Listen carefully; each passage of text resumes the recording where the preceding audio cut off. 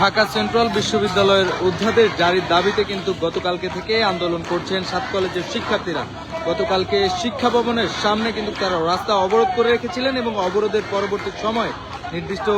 সময়ে কিন্তু তারা সেই অবরোধটি ছেড়ে দিয়েছেন এবং তারা অধ্যাদেশের দাবিতে কিন্তু তারা শিক্ষা ভবনের সামনে কিন্তু অবস্থান নিয়েছেন।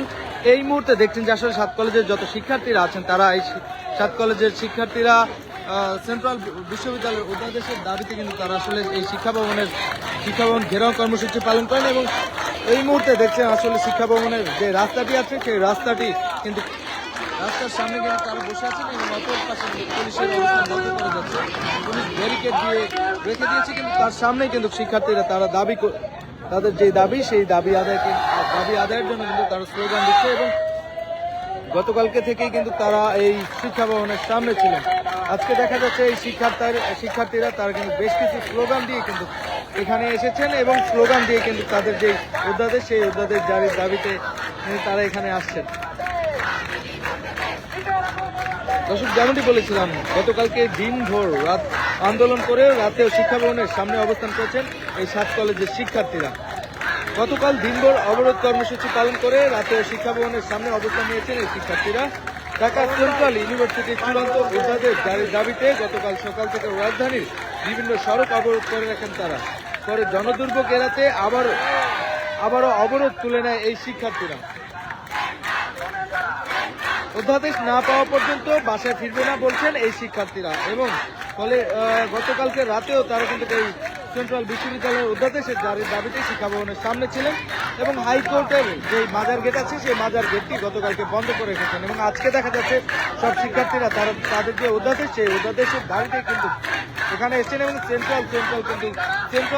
বলে কিন্তু তারা স্লোগান দিচ্ছে।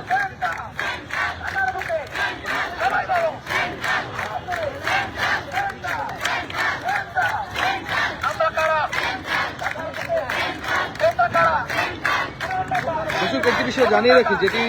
গত 12ই নভেম্বর শিক্ষা মন্ত্রণালয় 7 কলেজকে একীভূত করে ঢাকা কেন্দ্রীয় বিশ্ববিদ্যালয় নামে একটি নতুন পাবলিক বিশ্ববিদ্যালয় প্রতিষ্ঠানের নীতিগত সিদ্ধান্তের কথা জানায়। এই বার্তায় আরও জানানো হয়েছে ঢাকা বিশ্ববিদ্যালয়ের অধিভুক্ত বাতিল করা হয়েছে এবং সেই ঢাকা বিশ্ববিদ্যালয়ের অধিভুক্ত বাতিল করার পরে কিন্তু তারা এই আজকে তাদের যে সেন্ট্রাল বিশ্ববিদ্যালয়ের অধ্যাদেশের দাবিতে সর্বশেষ আজকেই কিন্তু শিক্ষা ভবনের সামনে অবস্থান করছে এবং তারা বেশ কিছু স্লোগান দিচ্ছে, যে বলছে যে পুলিশের আন্দোলন বন্ধ করা যাবে না, কিন্তু তারা এমনটিও বলেছেন যে তাদের যে দাবি সেই দাবি মানতেই হবে, দাবি না মানা পর্যন্ত কিন্তু তারা এখান থেকে যাবে না এবং তারা কিন্তু তাদের প্রস্তাবিত সেন্ট্রাল বিশ্ববিদ্যালয় অর্থাৎ যে প্রস্তাবিত ঢাকা বিশ্ববিদ্যালয়ের অধিভুক্ত যেই 7 কলেজ ছিল সেই 7 কলেজ ভেঙে কিন্তু প্রস্তাবিত সেন্ট্রাল বিশ্ববিদ্যালয়ের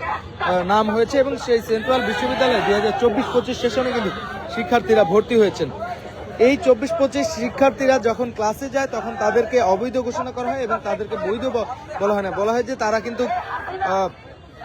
কিন্তু এই সেন্ট্রাল বিশ্ববিদ্যালয়ে অধিভুক্ত না বা সেন্ট্রাল বিশ্ববিদ্যালয় পরীক্ষা দিলেও তাদের ক্লাস নিচ্ছে না শিক্ষকরা, এমনটি অভিযোগ করেছিলেন শিক্ষার্থীরা। দর্শক, দেখছেন যে